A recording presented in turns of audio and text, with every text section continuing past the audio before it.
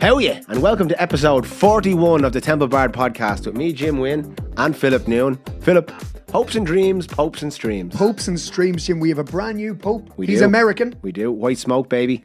White smoke. He's Put it in the ear. So I'm actually going to tell you something that really annoyed me about this. The other night, it's probably my own fault for allegedly watching this on an illegal stream, but I was about to watch the Arsenal match. Right. And I was watching it on CBS Sports. And just as the game was about to kick off, the boys are on the centre circle about to kick off. Bang, they cut to the Vatican. No. Black smoke had come out. Not even white smoke, black smoke.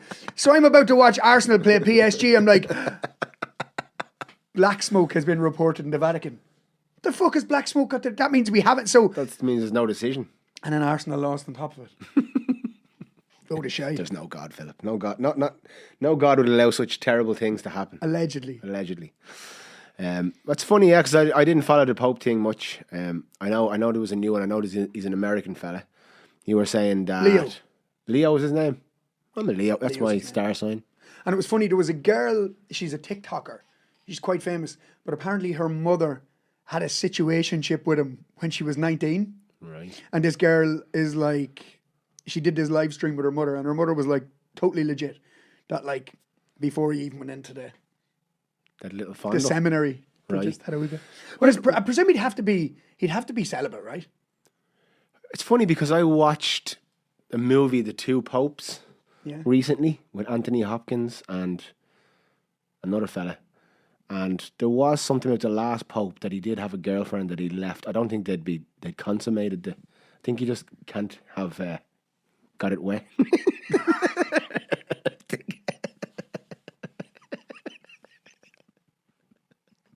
I think other than that, you're all right. So just a tip. But no. Just so just a tip: if you ever want to be you're a Pope. prospective Pope out If you there, ever want to be Pope. keep it dry. Keep your powder and your pecker dry. But they're like so with the declining rate in priests and with the declining rate in people joining the priesthood, they'll have to make sex all right at some stage. I feel like it's going to be part of. Like it wasn't even like part of the original. It wasn't part of Jesus' message. You read the Bible; it's not in the Bible. Like as far as the Gospels, it came like a lot of other distortions. It gets added down the line. It's like we say on here, Catholicism never was supposed to be like a giant organization, like a centralized thing, powerhouse that kind of ran the world for a lot of years. That was never the intention of Jesus, I would say. He was just leaving a simple message that people took. And this is the same with any energy. Like people will use it For their benefit. For their benefit, but also people will misunderstand it and people will create stories around it. And like a game of Chinese whispers after 2,000 years. Yeah, that makes an awful lot of sense because a lot of the original message does get distorted on the way down. Like I'm sure if we got our hands on what are them scrolls? The Dead Sea Scrolls? The Dead Sea Scrolls were like, I think they were written, they're one of the earlier versions, but they were like 400 years after Jesus. And then there's the Gnostic Gospels, which are supposed to be, there's a lot of like what they call mystic Christianity, which is much more. A lot of people say that Jesus originally had the reincarnation and all these other things that were part of his teachings originally. Right. But what happened was the St. James, like a king came along in the 1600s, the Dark Ages, or around the Dark Ages, and they took the Bible and they took everything, they just put everything in it, left everything in it that they could use for control, and everything that they didn't think needed to be left in there, they took out. So nobody really knows the original message, just the parables. The parables are, that's why I think it was done in a parable form, like in terms of Jesus. Like it's so you can't take anything literally. You have to find your own way of looking at what he said and find the deeper message in there. Because I think if you just say something one way, then that straight away can be used in someone's agenda. And people have been using what Jesus said in their agenda, even like taking what he says as literal, which is one way to look at it. And I can't see, for me it doesn't, I can't see why looking at it literally would be the desirable, but some people. There was an Irish fella in the running. Did you see that? For the Irish Pope? Yeah, he was 12-1. Garron Noone, was it? No, it wasn't Garron. No, he was a Cardinal. All right. But he was in the running for the papal role. The papacy. And he was 12-1. I was itching. I tell you, Philip wouldn't have mind the Arsenal match being interrupted if he came in there. He had 100 quid on him at 12-1. I know I didn't. No. I didn't bet in the Pope. I'm bad, but I'm not that bad. Imagine. I guarantee you, there's people in the marketplace. Look at the crypto has gone crazy today. So people have been betting on something to do with the Pope. Yeah. So no. So I looked at the crypto today, and I was thinking, because he's American and because of that. Because he's American, because of the whole Trump thing, because of the American link, I was like, crypto will probably go up. The Dow Jones or anything didn't go up behind it, but crypto and the initial markets went up. Yeah, I'm surprised there isn't a Pope meme coin gone up yet. Yeah. There's a coin called Pepe. Yeah, which Pepe, which is the frog. Which of Pepe, the footballer. I bought 24 million of them. Not even for €100 or something, for like a few years ago, and it's gone up. It went up when the last thing happened, but now it's at 200% over what I bought it for. Right. So it's 0.000011. If it went up to €1, no, but that's what I mean. Millionaire. Imagine if it goes to €1 and you're just sitting on 24 million worth of Pepe. Imagine. I mean, in the collapse in duality, who knows? With the way these things go. Like, if you look at crypto, any crypto can shoot to the moon out of nowhere. Yeah. That'd be unbelievable. It's a duality collapsing, Philip. That'd be unbelievable. Isn't it? Because it's like, in some ways, people are being stretched. Like, the economies are dying, the AI is going to take all the jobs. But in other ways, there's all these new ways to have an economy or new ways to have currency. It's not as centralized. So these things could happen. Like, it could just get to a certain point where people go, decide, because that's what money is already. It's what we decide. I think that's what reality is. We decide as a collective consciousness, and we're creating reality through the sum of all our own choices and observations. Well, if it ever goes to $1, we're not going to tell you, but there'll be signs. There'll be signs. A big gold sign there. This week's Temple Bard podcast is coming to you from the Bahamas. Yeah. No, But imagine, so I have a few of those crypto things, and I have a couple of cryptos, but they're all doing shite. The Algorand one is doing pretty well as well. Algorand's doing okay, yeah. That's the one I have most in. So we'll see how that does, but it's not. Did you buy any Hawk coins? You know your woman? No, does she have coins? She had a coin, and then it was a rug pull. So a rug pull, for anybody who doesn't know anything about crypto, is what to do is... Before you pull the rug, you have to go, Hawk. No? Why can't we say it? Is that sexist or something? I know, we're just not good at it.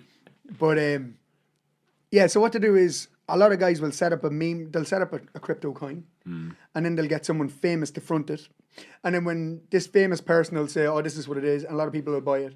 And then all these guys will sell theirs while it goes high. A pyramid scheme. And then they pull the rug.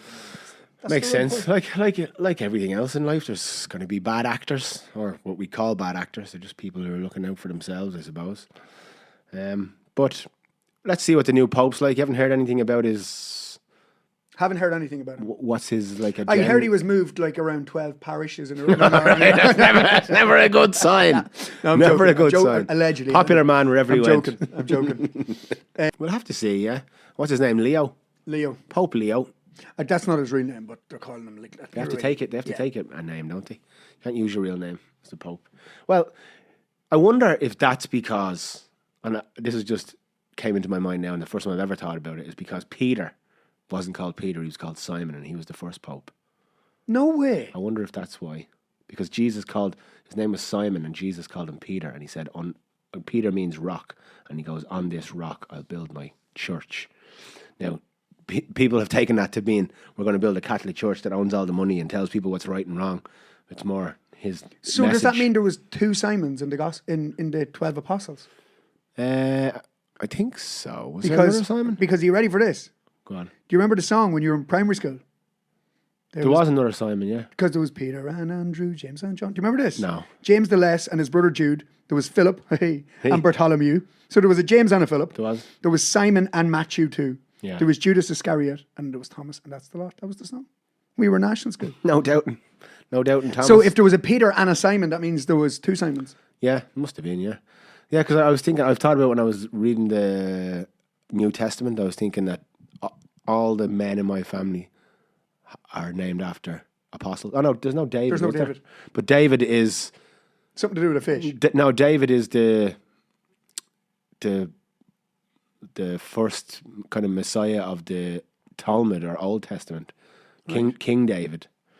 So it's like that was like, you know, Jesus was predicted by the old Jewish, like they talk about the Messiah is going to come this time. There's a lot of things that came true when Jesus came into being, and that was more from the Old Testament or the Talmud and stuff, which is King David. So David is a big name in the Judean There you go. version of Christianity. But we wish the Pope all the best. Let's keep a message of togetherness and unity and And we're going to go straight from the Pope to the crack epidemic in Ireland. what a segue. So 2 nights ago, I'm walking to a gig in Temple Bar. And I'm just walking past a hotel in Temple Bar. I'm not going to name it. And there was a fella and a woman outside, and they were breaking up a rock of crack to put into their crack pipes and smoke this. And I was like, right, this is in the middle of the street. It's still bright because we have lovely weather at the minute. And I was like, that's fucking mad. There's like kids and all walking around with their families and all, they're just right. Then I walked like round the corner and in a little like alcove. Have you seen In Bruges? Do you know when he's talking about the alcoves? Yeah. So get round in a little, like, there's another girl sitting on the ground and she's breaking up crack and putting it into a crack pipe. I'm like, what's the story about all this fucking crack? Temple Bar is where you go for the crack in Ireland. That's what all the tourists say. But a different type of crack now. Different type of crack. Different type of crack. But it's a strange one to that it took so long to get here. I mean, I know it's been crack around for a while, but we're much more of a heroin nation, really, weren't we? Especially in the heroin 90s. And drink, yeah. In the 90s, we were all heroin when everything, I think like when LA and the crack epidemic and everything was bad there, we were never there. We were all asleep. Yeah, all bobbing and all. We were all goofed. We weren't out like, so crack is like a different thing where it's people, well, there was a huge epidemic that they say that the CIA did. Didn't they say that? Allegedly. Alex Jones. Allegedly. I know, so they were saying No, this. apparently, well, your man, Freeway, what's his name? There's a rapper who has the same name. Ross. Freeway, Rick Ross. Oh, Rick Ross. Rick Ross was a fella who was the leader of the crack empire in New York, and he was working with intelligence. Oh, the CIA were flying it in on private planes. All sorts of stuff. The CIA used drugs. They had a war on drugs, and they used drugs that they seized to help finance their war on drugs. So, you know, it's a vicious cycle. It's that dualities collapsing, Philip. You know, it's all the same. Whatever you can do, and they do this. They still do that in America. I've seen documentaries about, you know, there's police forces who take everything that they confiscate. They get to. They can sell or use as a police department, right? So whenever which seems to me like it would be a big way of drugs, creating corruption.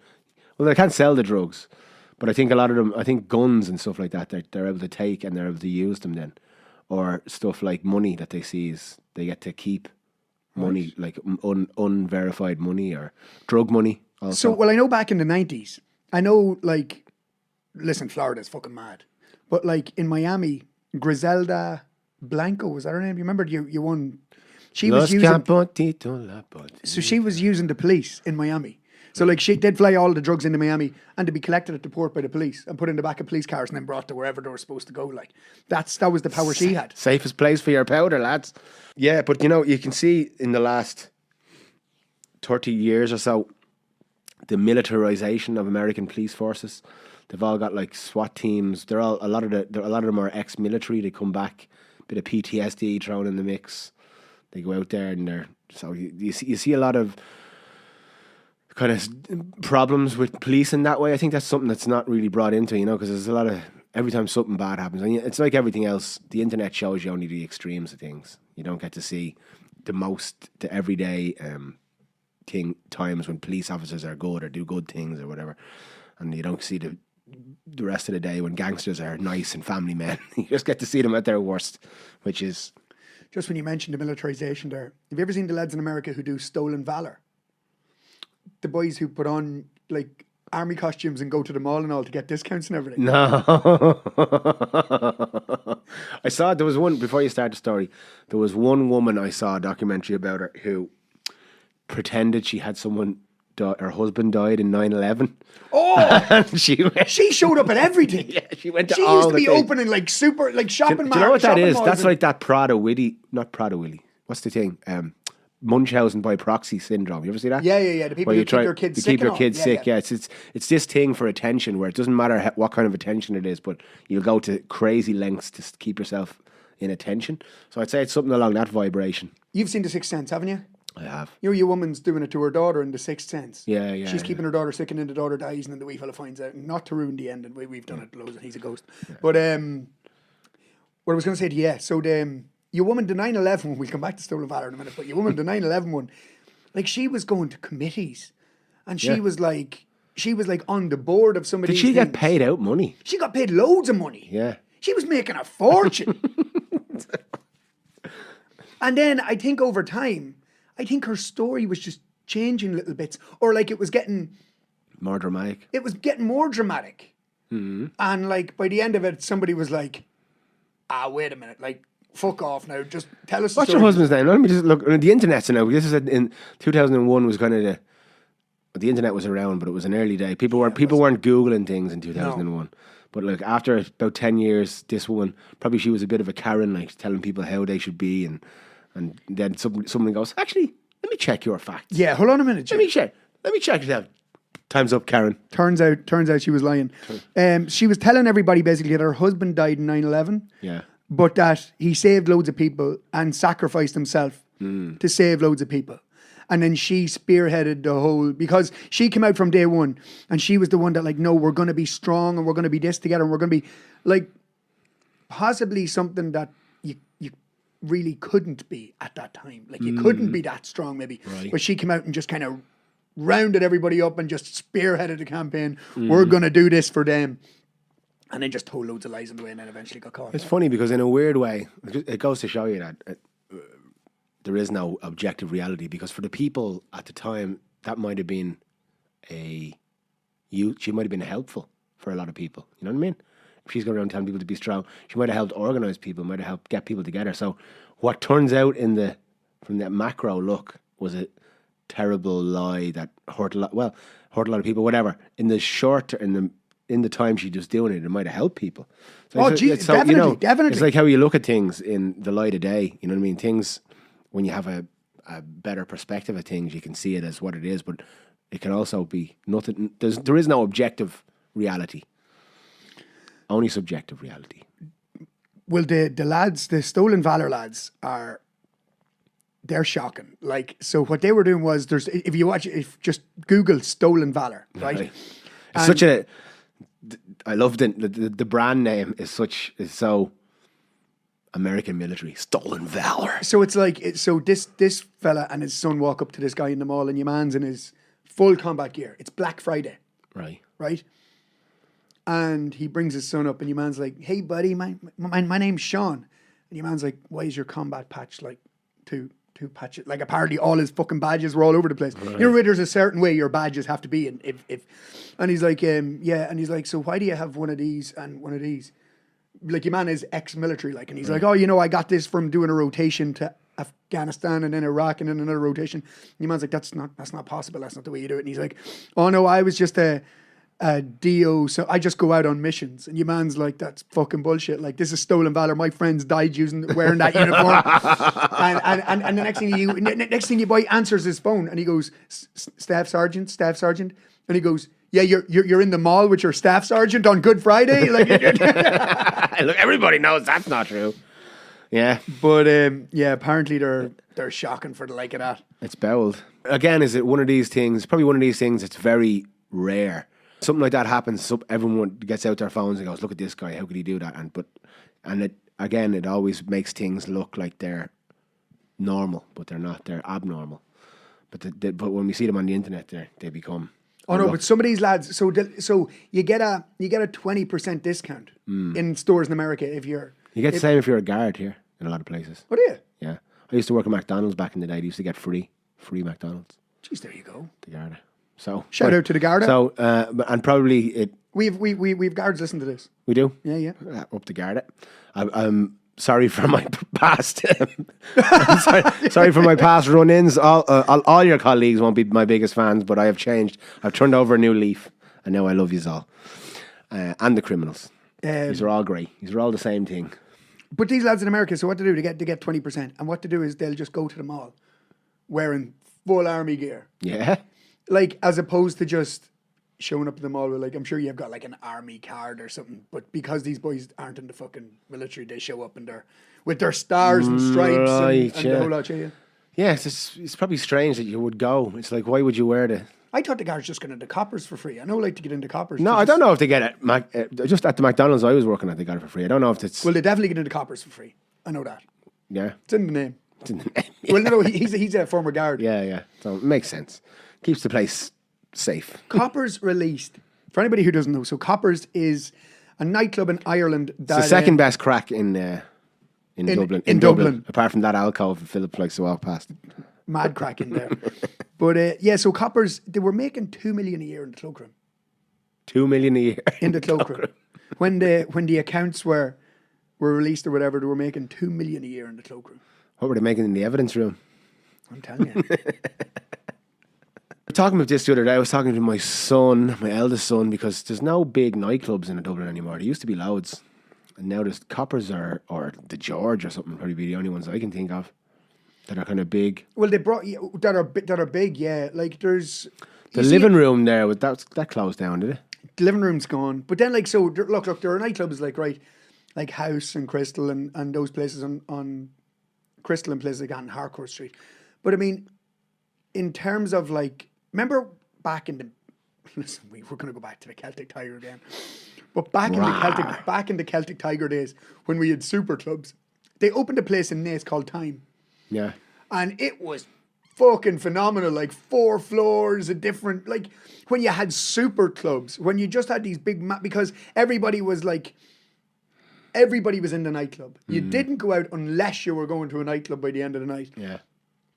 And then you were on the street with your curry cheese chips at 4 o'clock in the morning. But like, that all died a death. Then people started going out later. Then people started drinking in the house.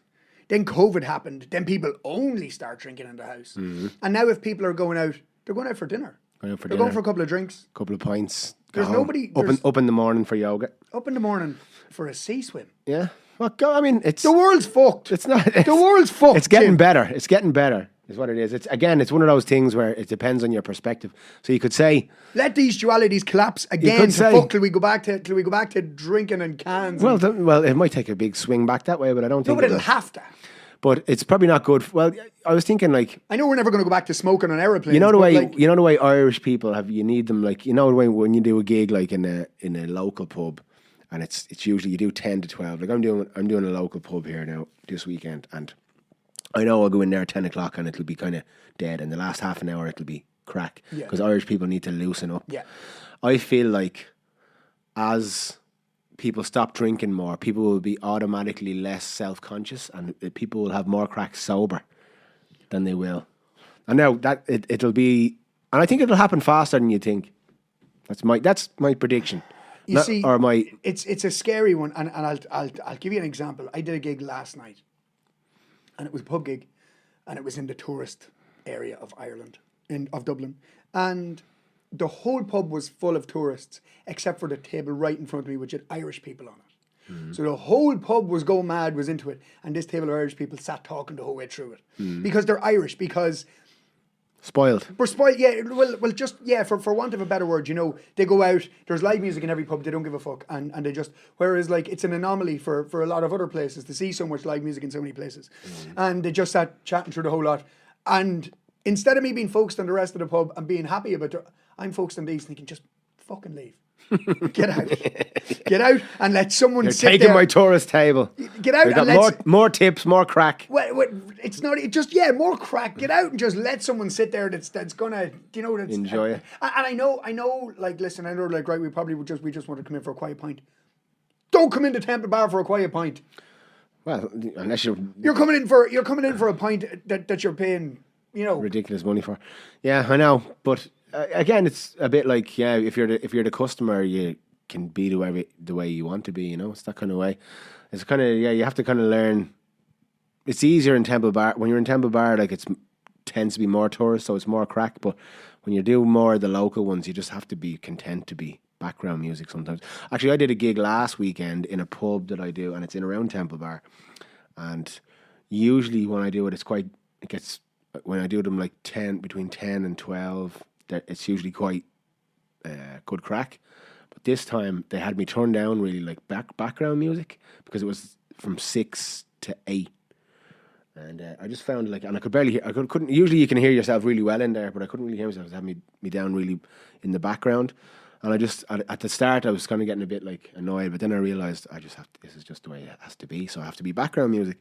And I kind of took it easy and I didn't go balls to the wall and I kind of just... Well, this is very funny you should say that. So there's one pub in Temple Bar and I've never played in it, thank God, because I've seen in every group, everybody talking about this one thing. There's one older man who's very near retirement in this pub, and it's a very famous pub in Temple Bar, but he's very near retirement, and he hates live music because lads are coming in and playing the same songs, one after another, everything. So whenever he's on, he just turns the whole thing down. He doesn't give a fuck how busy it is. He doesn't give a fuck. So lads are going in and the place is on wheels, like the place is stuffed, right? Yeah. And there's boys right in front of them going, we can't hear you. And he's going, I'm up full fucking blast. It's behind the bar. They have me turned down. And whoever your man is behind the bar and they're listening, I don't know him. Yeah. Musicians listening to this, if we have a lot of musicians playing this. I'm sure you're playing that pub and I'm sure you know the guy we're talking about. But apparently he doesn't care. My money is on his name's Jerry. No, in case it is, don't say that. Okay. It may or may not be Jerry. There's a good chance his name is Jerry. I actually don't know. It just sounds like a Jerry thing to do, doesn't it? Jerry's getting a bit old now. He's fucking sick of the live music now. Country roads. We're gonna have to find that out. And if his name is Jerry, we'll just bleep it. If his name's Jerry, well then it was meant to be fucking said. I'm sure his name's not Jerry. No, it's definitely not Jerry. Daddy, the areas are Jerry. I'd go mad. I'd go fucking stone mad if I went in and if the pub was full like that. And because the thing is, this isn't a case of as you said, that was early in the evening. So they just want to kind of keep the ambience and listen. I do a very early gig on a Monday sometimes, and people are eating dinner and stuff, and that's it. It's it's an ambience thing. But this is balls to the wall, peak Friday night. Yeah, yeah. You're ready to go, and you get up on the stage, and you're just. Do you know what I mean? I would lose the head. Yeah, there's nothing worse because it feels like, especially in the past, I would have sang louder just to compensate. Whereas now I'm more I've learned, and it goes with all the tension stuff and all the voice stuff I had. Now I'll just do it the way I would do it anyway, and I can't if I have it the right way on my desk. Because I was sitting there and I was like, am I even turned on here? Because it was louder when I started, and they turned it down from where it was. So I was thinking, am I even turned on here? But then I could barely, in between songs, I could barely just hear myself when I was talking. But you just have to kind of go with it and realise that sometimes when it's great crack, it goes faster and it's better, it's easier. Oh no, but it's not, I just can't fathom a packed bar wanting louder and you looking at them going, I'm so sorry. I'm so sorry. What are you supposed to do? Yeah, it's Jerry. Don't blame Jerry. Me. Blame Jerry. He's been like this for years. He used to tell Luke Kelly he couldn't fucking sing loud in here. Well, there's that, about the Gravediggers. No, you've told me. Did we say that on the podcast? I think we did. Yeah. Very famous pub in Dublin, and Bono started to sing song, and they told him no music.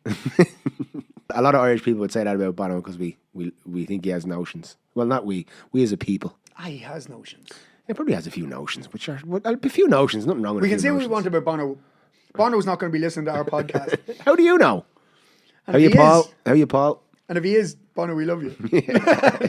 I mean, to tell you the truth, you two have some of the greatest songs of all time. They really do. And to be fair, they're a great band.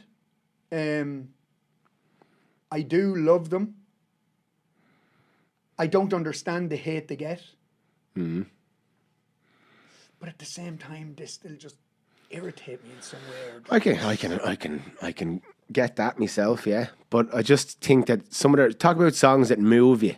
There's a video of on YouTube of U2 live. I don't know if it was in Dublin, it was somewhere where they go from Cradle to the Grave into where the streets have no name and then into something else, all in one thing. And I used to watch it every time I was out drinking and I came home and I was lying in bed, or I used to always watch it and I'd get the goosebumps from it, because it's just some of those songs are they resonate with me in a spiritual way. You know, they feel like they're bigger than some, Jesus, like, you know, there's songs that you think are great bangers and you think that are great beats, great vibes, great lyrics, but some of those U2 songs, especially from that Joshua Tree album, they seem. I remember when I was doing a lot of running, if I ever got stuck or hit a wall on a run, I'd put on Pride. Yeah.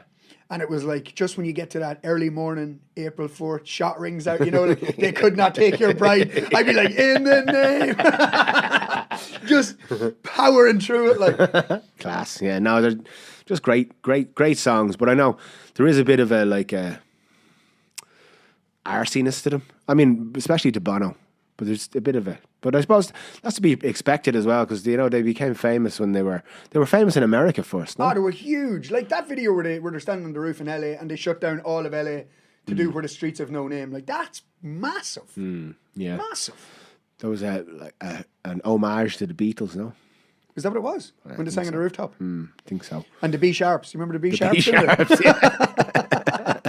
Baby on board, how I adore that sign on my car window pane. Barney Gumble, what a voice. Barney Gumble, what a voice. For anybody, that's a Simpson. That was a Simpsons reference. Yeah. Homer and Barney had a band, and Apu and Chief Wiggum. Was it not Carl and... No, Chief Wiggum and then they replaced them, wasn't it? Maybe it was, yeah. And then Barney went solo, didn't he? Yeah. Yoko Ono and all. Number 8. Yeah, I read Paul McCartney's autobiography recently. It's good. And I've read a few more. What was the other one I read? I read... what was the name of the producer of them? George Martin. Read his one. It's all very interesting time, and how they broke down so many walls. Because I have to say that I was never mad into the Beatles, really. Ah, man. But now, like, I can see there's a few songs like Penny Lane, I think is. The Long and Winding Road. Yeah, there's lots of good songs, but they're not like I say to you, they don't hit me in a way like that one of those U2 songs was. They don't hit me from in the heart, like blow me mind open. I think In My Life does that. I think it does that to me. But it's one of my favourite songs. In My Life by the Beatles, or The Long and Winding Road. I think they're just... Did you see the film Yesterday with... Yeah. Like that's one of those things where, you know, I think any musician has thought of that before. Have you ever, like, it's one of those it's one of those things you daydream over especially when you're starting playing the guitar. What if you wrote this song and nobody knew about it? And it's one of those things that you daydream. Country Roads. I write everything on my set list now. Every single one. That's all I do with my set list. Songs people will know. So that's what I do. I do every single song. I can just picture the moment, right? He has never existed, right? And you're just sitting there, load of people sitting around. You just take out your guitar and you just go, where it began. On the chorus, I want you all to go, oh, oh, oh. I'm going to name this after you, Caroline. Yeah. It's funny. I have a song called Caroline as well. Yeah. That I'm going to release. Did I say this in the podcast? Did you write a song called Sour Caroline?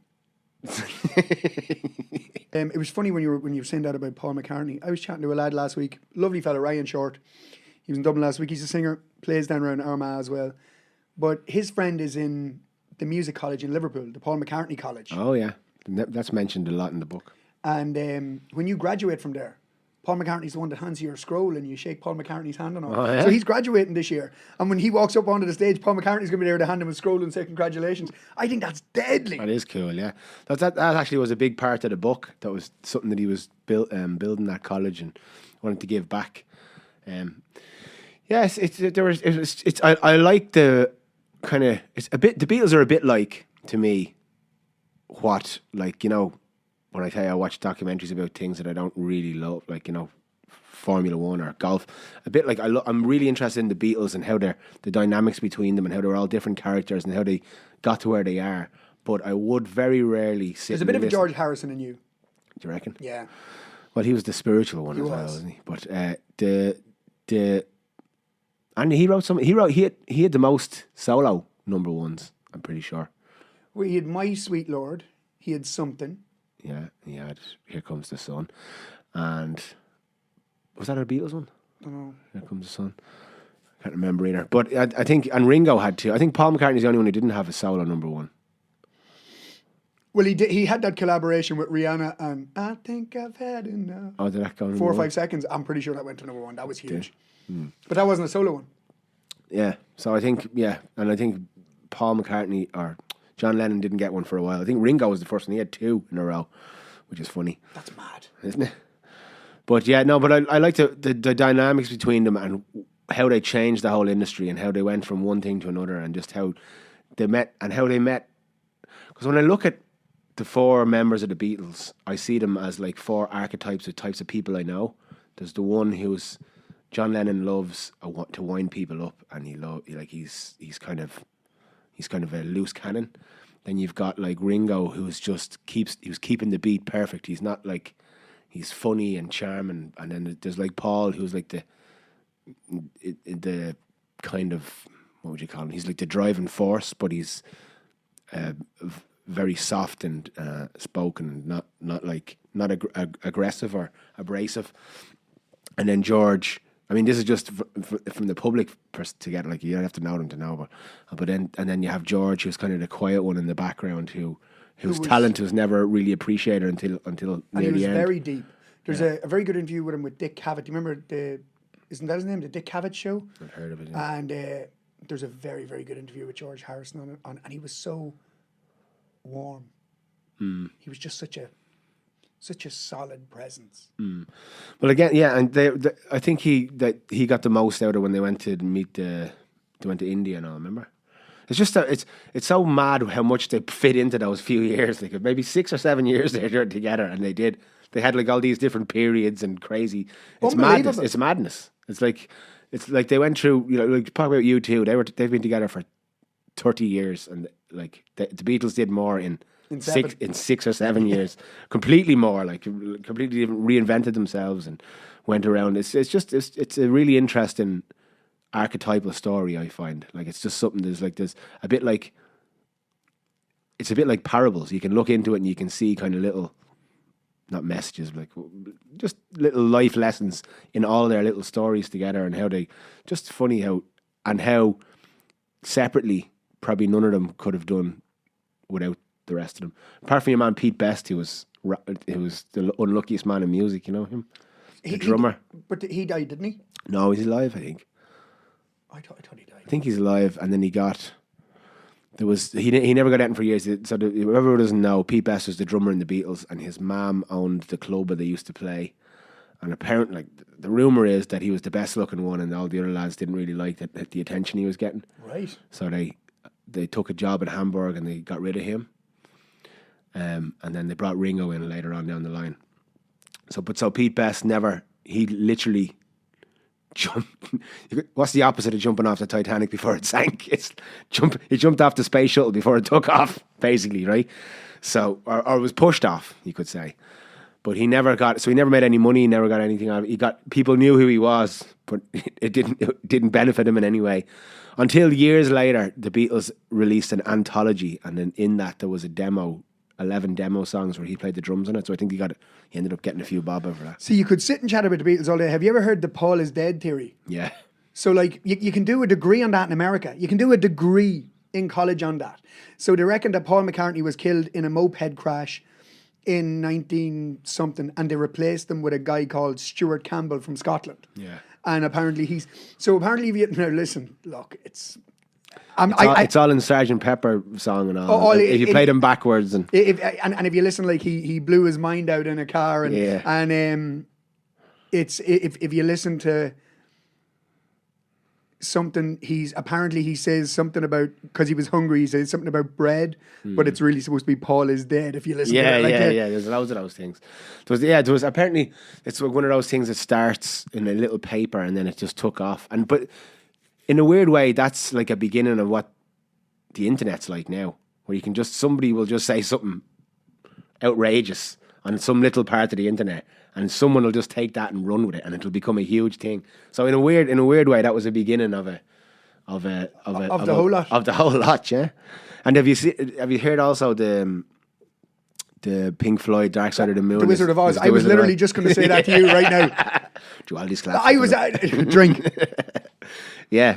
So, and I wonder, well, I don't know how true it is, but I wonder if you'd watch that, and because I was thinking that would be an interesting way to do an album, like if you took like some film and just kind of made like a weird score around it, like just took each section and made a load of songs about it. I think that would be something that would tap into the, because I feel like a lot of songs that become hits or something, they tap into something, some kind of not secret, but something deep in us that we don't, like beyond the surface, like, you know, it taps into the archetype or whatever, it taps into something. And I feel like that if we had something, if you took something like say the Bible or something, and just tried to modernize it and made like songs around it, but with your intention is just using that, I find like something like that might be something that would gain attention or something. It's just a theory I have. I'm never gonna fucking have to. I'm too ADHD. Sit down and do it. Sit down and do it. But like, I just think that if you take something that's a hit, like a hit film, like something that was a huge film, and you just sit down and watch it with the sound off, and just kind of write songs around what's happening on the thing. You don't even have to. It doesn't even have to be the same as what's happening in the movie. Oh no, of course. Just kind of using that vibration to as a building block for the I'll song. tell you who did little bits of it was Ren. Do you know Ren? Yeah. Ren did little bits of it with a couple of old music videos. Oh yeah. And he did like mad stuff over them. Like, so whatever they were doing in the music video, he'd say something that was like completely off the wall, but a bit related to it. Right. Ren's very good. Very good, yeah. I think he could be committed or something at the minute. I think he's in a. He's got a lot of health problems, no? I think but I think he struggles a lot mentally as well. Like, I'm sure that's evident in all his videos. But Ren, R-E-N, for anybody who hasn't heard him, probably one of the most unique people you'll see at the moment. He's incredible. Incredible videos, and I like how he tells his songs in story form, and then he weaves them together. Oh, the and characters. It's got a bit of classicalness to it. I have a song that I'm writing at the moment that's like, I would say it's not like Ren. It's a bit inspired by Ren, because it's a song that's kind of goes from a minor key into a major key, and it goes in ups and downs, black and white, and it's in a weird way, it's something that I found that he was a bit of an inspiration along the way. So, you know, you get it where you can. And it'll get 1 billion streams. It won't. It'll get no streams, but that's okay. Popes and streams. Oh yeah, 1 billion streams. You get 1 billion streams if I go onto the dark web and pay someone to give it 1 billion streams, and I'll still get 34 cents for it. Madness. Before we get to bonus of the week, I wanted to talk about something that I saw on TikTok the other day. Apparently, you know, India and Pakistan have been not the best of friends over history. There could be 125 million lives lost if they go to war. Anyway, so there's a bit of tensions going on. There's always a bit of tension going on, but there's a bit of tension going on there now. But yesterday, for some reason, I was watching TikTok. I didn't know any of this, by the way. I saw it, and there was some kid being interviewed in a large group. I think he was Indian, and they were telling him about. Someone was feeding him fear about Pakistan, and he said, "They're just human, like I'm human." And he said, like they're just having another view of the same thing. And your man who was the news thing was kind of attacking him almost for humanizing Pakistan. He's like, and I love this kid. Like he just reminded me of the new generation and how they're not going to be so easily led into fear. And I feel like that's a good analogy for the world in general. Like, there's a lot of opportunities to grab chaos in the internet, but people, as we get more used to it, and especially the new generations, they won't be as easily led to it. So this kid was just basically saying, they're just humans. Why would I hate my fellow human? I says, they're literally just across the border from me. And your man was like, how can you not know? They do this, and he goes, they didn't do it, their government do it. And it's like, they're just human. And I just love that. And I didn't even know anything about this India and Pakistan. So I thought I'd bring that up because it gave me a little heartful. Nice. So love goes out to that Indian child. Love goes out to everyone in India and Pakistan, because you are the same, just as we're the same as you. And if you can choose love, if you want to choose love, you want to choose fear, you choose fear. That's your right and your birthright. And you can choose. So, Boldness of the Week, you can choose whether or not you want to pay your rent based on your bloodline, apparently now these days, according to one woman. Well, I love this. Go on, let's go. So, Boldness of the Week goes to a woman called Mary Egan. Right. So Mary Egan this week was in the High Court in Dublin. She didn't pay months and months of it. It was in the thousands of euro. I can't remember what it was. But she didn't pay months of her rent in Swords, Dublin, because she claimed she came from an elite bloodline. She said, I don't have to pay my rent because I have elite blood in my body. I come from an elite bloodline, and we are above paying rent Right. to the government. To the likes of anybody. Well, fair fucking play to you. Like that takes balls, Marie. It takes balls and blood. But I wonder, did she go into any more detail about the bloodline, or I don't think so. I think Egan? Is that not the name of a famous rugby player or something? Fairly common Irish name, no? there was a Egan. boxer, wasn't there? Joe Egan. I was trying to think of a pun there. But listen, Bowden's of the week, Marie Marie the vegan Egan. Now, if you don't want to pay your rent, just Well, you sold that to me, and I thought it was very funny, and also duality collapse and stuff, because the state of the housing stuff here is gone crazy. I was actually looking at a few apartments, and this really badly let go apartments are going for 400,000, to buy, stuff that it's something that it can't sustain. So little things like this, like people saying my blood's too rich to be paying you, the likes of you, landlord. These are little things that remind me that it's all going to come to a head somehow, and it'll be interesting to see how it happens. And all we can do is look at it through fear or love, and I'm going to be looking at true love for you, Marie, and your vegan Egan blood, and for the rest of us. So you all make your choice. Phil, you make your choice, I'll make my choice, and at the end of the day, all will be well.